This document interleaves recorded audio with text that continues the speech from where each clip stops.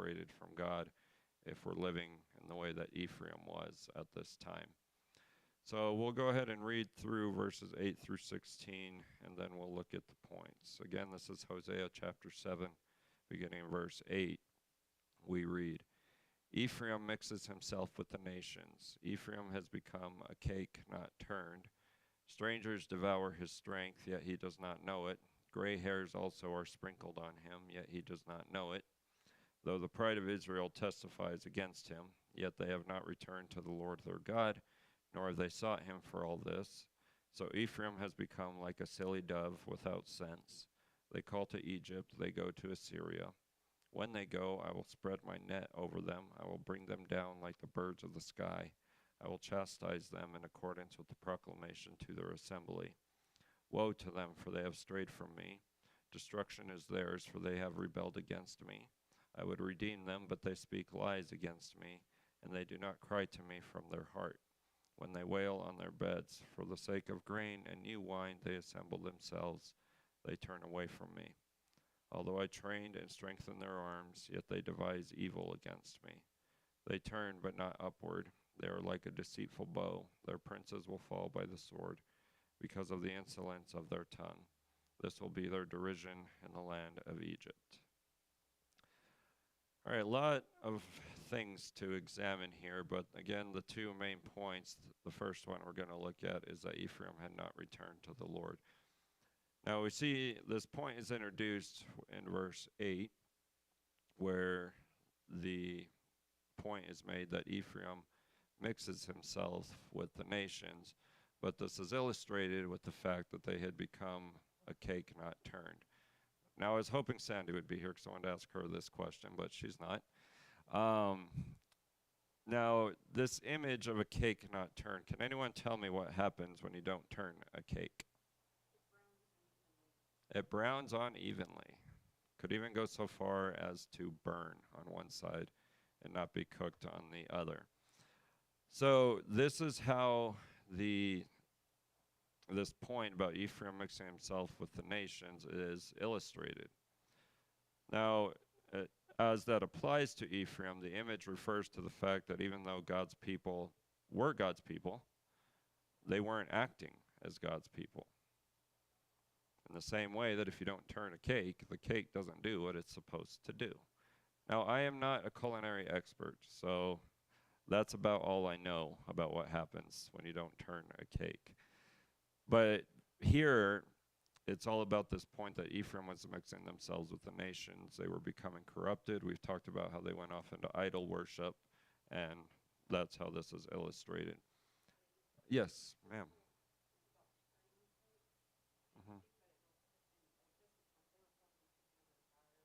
Right. Right. Yeah, and that's more information than I knew. So, yeah, it's about controlling what's happening to what you're baking. Now, a lot of this builds on the context of chapter 7, verses 1 through 7. One of the images we ran into was this oven imagery about controlling the oven. But now what's in the oven comes to the forefront is this cake. Again, that's just imagery. Anything else on verse 8? All right. So because of what is said in verse 8, verse 9 continues the thought. And God says of Ephraim there, strangers devour his strength, yet he does not know it. Gray hairs are also sprinkled on him, yet he does not know it. We see that phrase repeated, yet he does not know it. So according to verse 9, what's going on?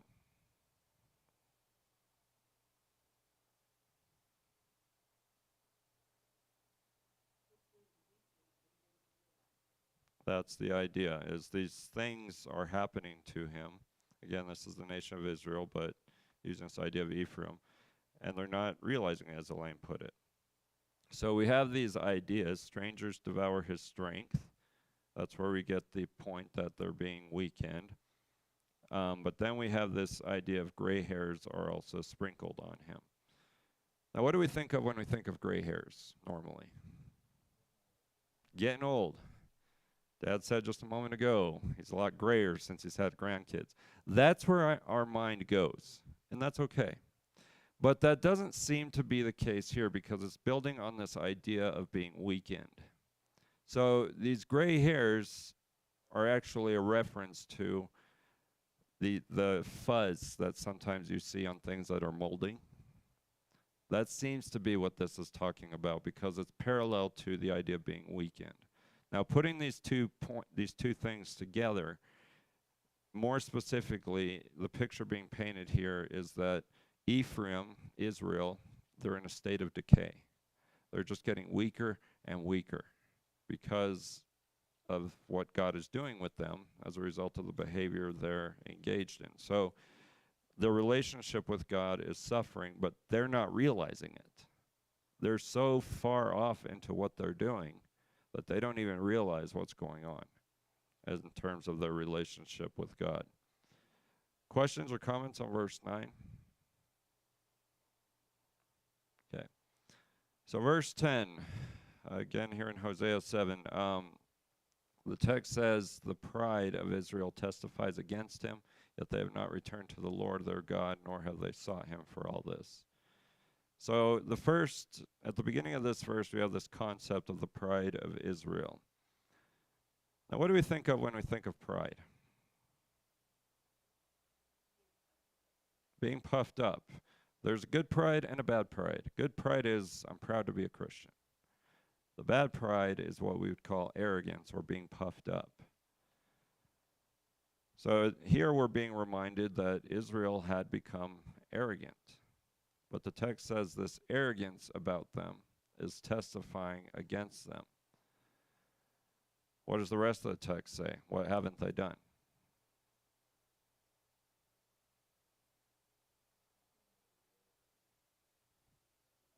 They haven't returned to God. They haven't gone after him. So they're being arrogant. Part of it, the text doesn't say this, but part of the idea here is they're of this mindset, well, we don't need God. And we're going to see this more as we get into some of these later verses. But this is all coming from that sense of arrogance. I can do this on my own. I don't need God. So they're not turning to God. What we've also seen throughout our studies that they're suffering. They're going through some hard times. But they're still not thinking, let's go back to God. And it's all coming from this pride that they're feeling. Questions or comments on verse 10?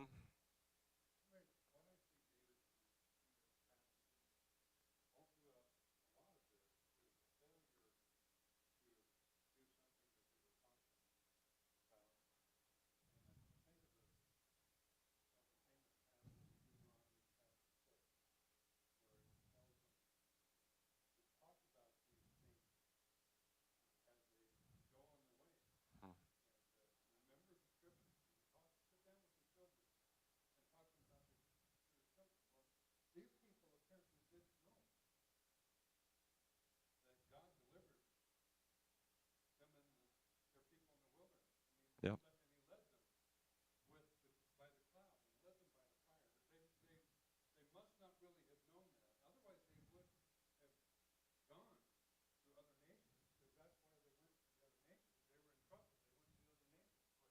Exactly. Right.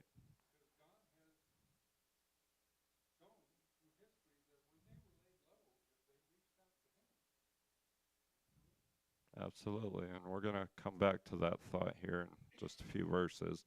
So those are all good points because that is a lot of the picture being painted here. They're not turning to God for help. They've forgotten what God has done for them in the past. And in this verse, it's all because of that pride, that arrogance. Anything else on verse 10?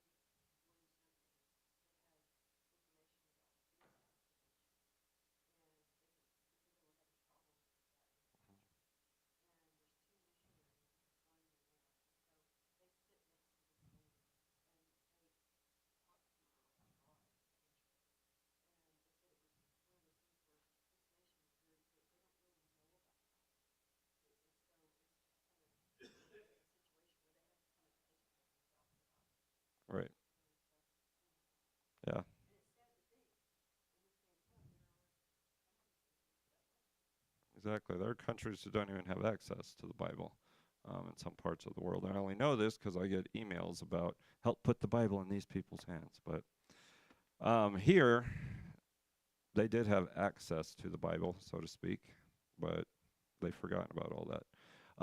Anything else on verse 10? Okay.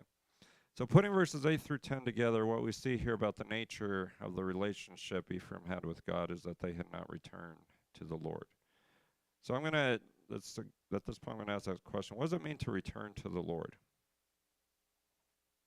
What's the New Testament parallel to that?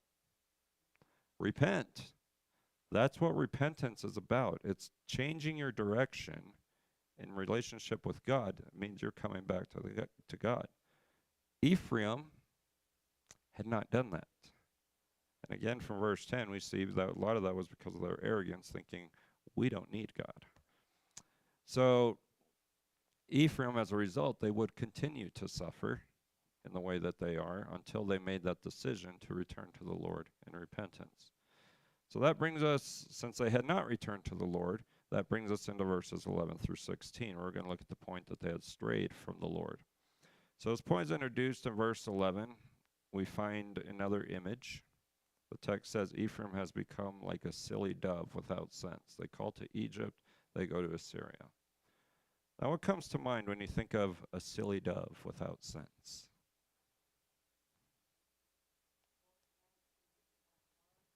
Okay. Okay, what's a dove?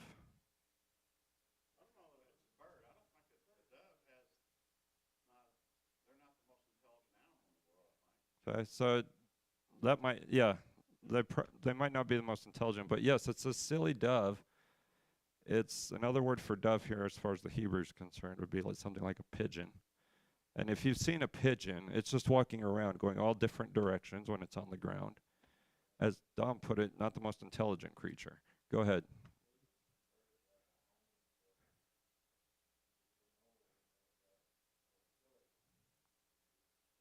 That's it. That's the image being used here. A silly dove. My daughter's not here, so I can use this word. It's a stupid bird. That's what it is. You can tell her. We don't use that word in our home because it's not a word we want our daughter to use, but I have seen it in the Bible, so it's not inherently wrong to use it. But that's what this picture is being painted. This is what Ephraim is being compared to. According to verse 11, why? Where are they going to for help? Instead of Egypt and Assyria. Verse 10, who should they be going to? To God. So God is essentially calling Ephraim, you're a stupid bird. You're going to these countries for help instead of to me. It's very blunt language when you think about it. So they're going to the wrong people for help is kind of the point here. Questions or comments on verse 11? Okay. So verse 12, the thought continues. What is God going to do according to verse 12? Okay. What image is being used here? A net. Now, what is a net sometimes used for? To gather things. Now, we just had the bird imagery in verse 11. So what's the purpose of this net based on verse 11?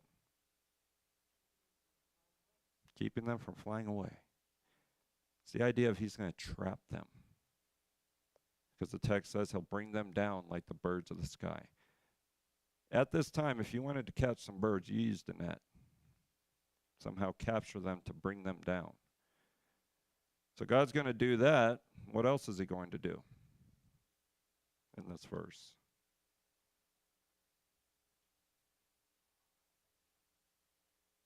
Chastise, I heard Dean say. What does it mean to chastise someone?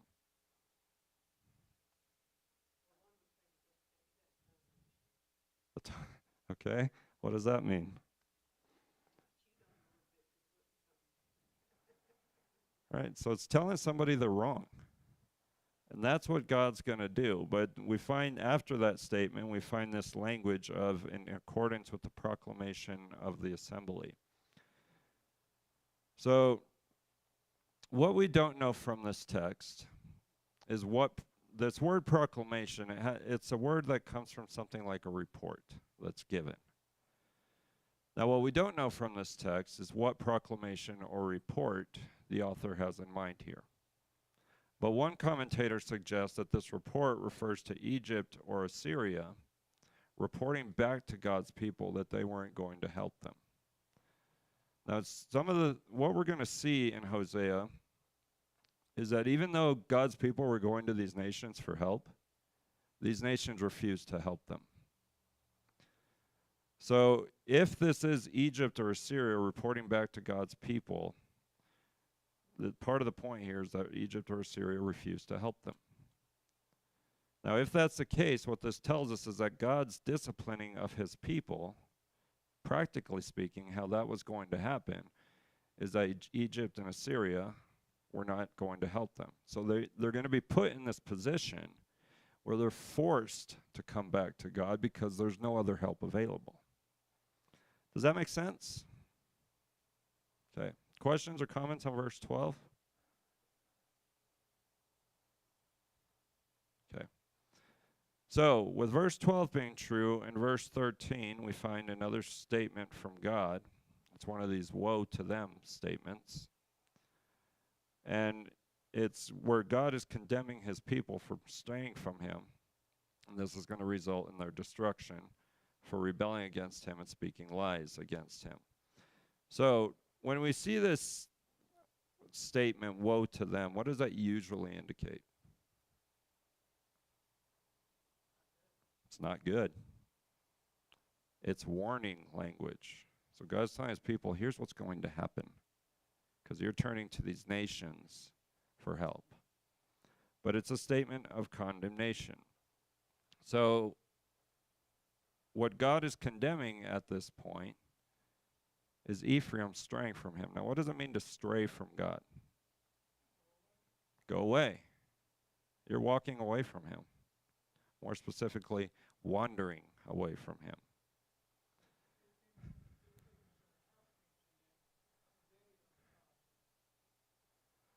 Yeah, I mean, some of the good things they have experienced, they're taking the credit for it, and that's part of their problem, but eventually it leads to suffering. When that's the saying, that language, destruction is theirs because they have rebelled against me. But they haven't only done that. God says, I would redeem them, but they speak lies against me. They're talking falsely to God. And so they refuse to come back to him. They're saying things about God that aren't necessarily true. As part of the picture being painted here. Anything else on verse 13? Okay. So verse 14, according to verse 14, what is Ephraim not doing?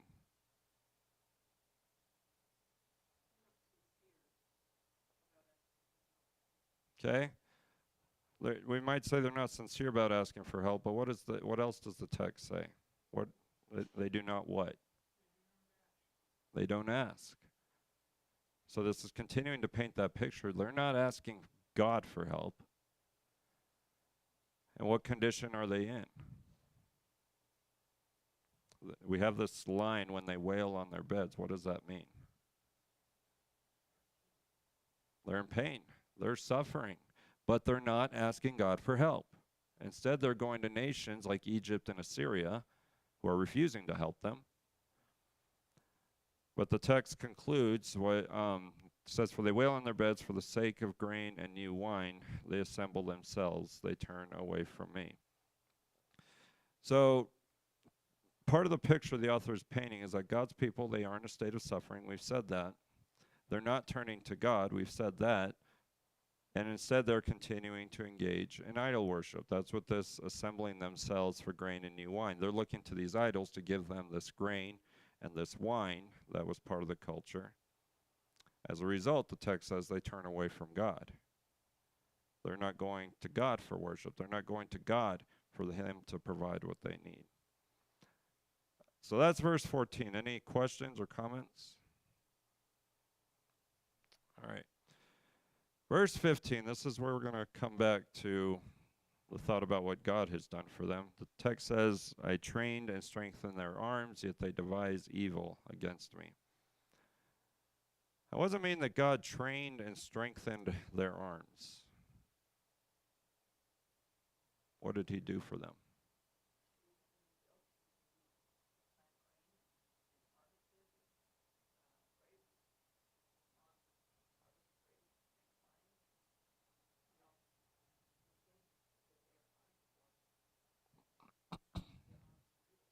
Okay?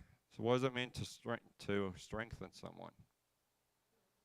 Build up, make them strong. So yes, God, from verse 14, yes, God gave them the ability to do these things, but here more specifically, putting it even more simply, is he made them strong.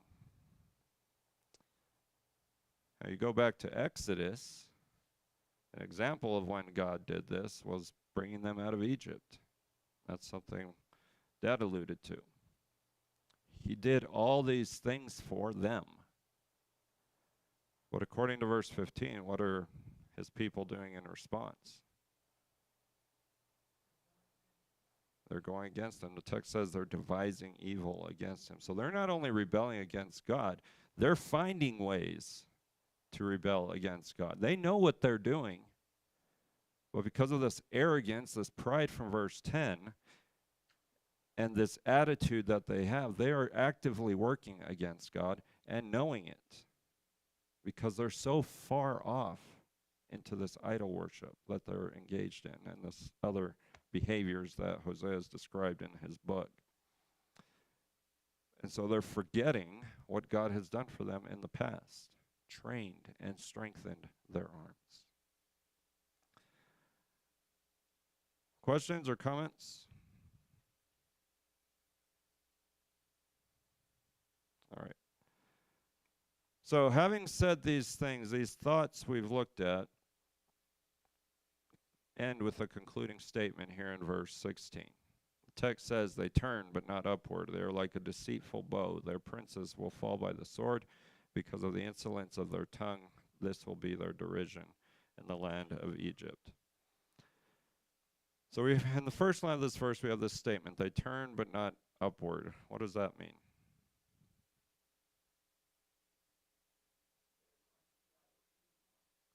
Okay, what is this? How does this idea of not upward lend to that? God is upward. That's our mindset, and it's true. It's fine. When we think of God, he's up. You don't have the word upward? Do you have the phrase most high? No? How does yours read? 16.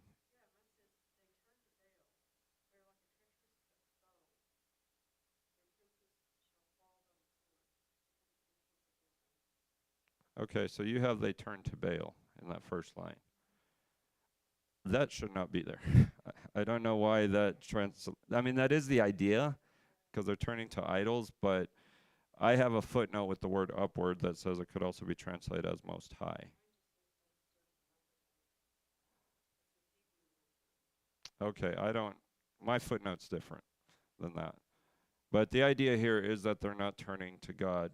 And so because they're not doing it, we find this other image, a deceitful bow. Now, what's a bow? You shoot an arrow from it. So what would be a deceitful bow?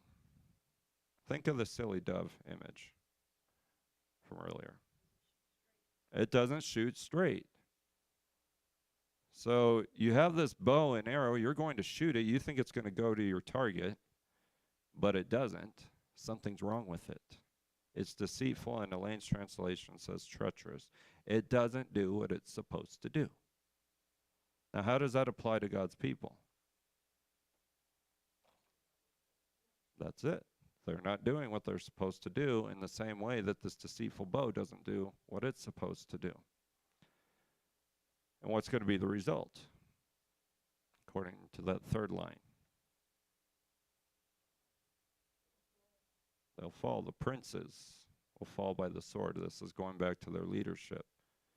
The leadership is part of the problem here. Not just the secular leadership, but also the priest and all the religious leadership are part of the problem of what's going on in God's people. But the text does give us a reason that they're going to fall, and that's because of the insolence of their tongue. Now, can anyone tell me what the word insolence means?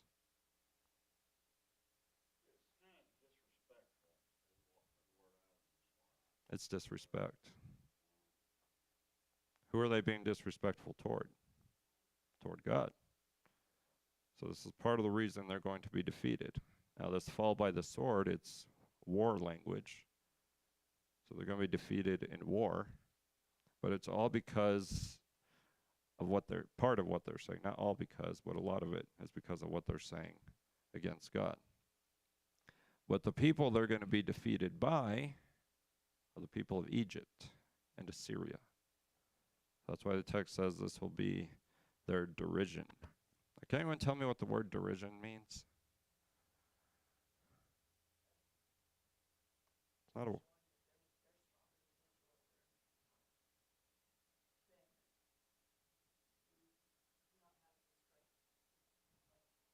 Okay, that could be part of the idea. Any other thoughts on derision? It's not a word we use too often. It's kind of like downfall, but the Hebrew word here comes from a word that refers to mockery, or, mockery is the best word I can come up with, or ridicule. That was the other word I was looking for. So God's people would be mocked or ridiculed by those who are in Egypt. Part of it is because Egypt, at this point, would be a stronger nation. But so they're going to be put into the state of humiliation because they're going to be defeated. And that's because they're working against God. So putting verses 11 through 16 together, the point about the nature of Ephraim's relationship with God is that they strayed from the Lord. Now, the author of Hosea has shown that Ephraim had wandered away from the Lord. The result is that they would be chastised by God, and his people would still not turn to him, even in that circumstance. And they would do these things without remembering that it was God who made them strong. So when we consider all these things that we've looked at today from verses 8 through 16, the point we should be left with is that Ephraim was separated from God. That's the overarching point, seems to be. And this is seen in the fact that they had not returned to the Lord. It's also seen in the fact that they had strayed from the Lord. So again, the application is that we too can be separated from God if we engage in this same behavior. Now, as a result of these things, what we've also seen here in other applications, that it's our sins that can bring us into some difficult circumstances. When we're in those difficult circumstances, that should motivate us to turn to God. If we don't, those difficult circumstances could get even worse. And so we should be motivated to turn upward when we find ourselves having sinned against God and suffer for it. Again, those are just some applications from this text to us. Anything else on what we've studied today? Andrea, go ahead. Mm-hmm.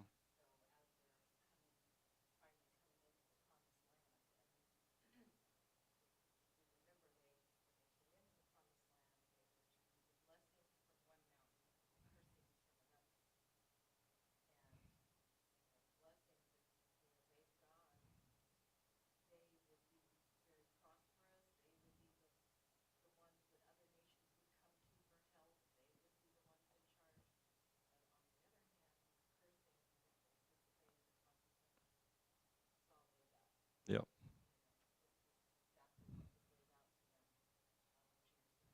that's true. They were warned that these things would happen if they turned to God. So this isn't something new. They knew these things would happen. Anything else? All right. Well, that is the end of chapter 7. In 2 weeks, we'll start chapter 8 because Desiree and I are traveling. And so we'll have our guest speaker from Emery County next week. So, all right, Matt, will you close us in a prayer? Thanks.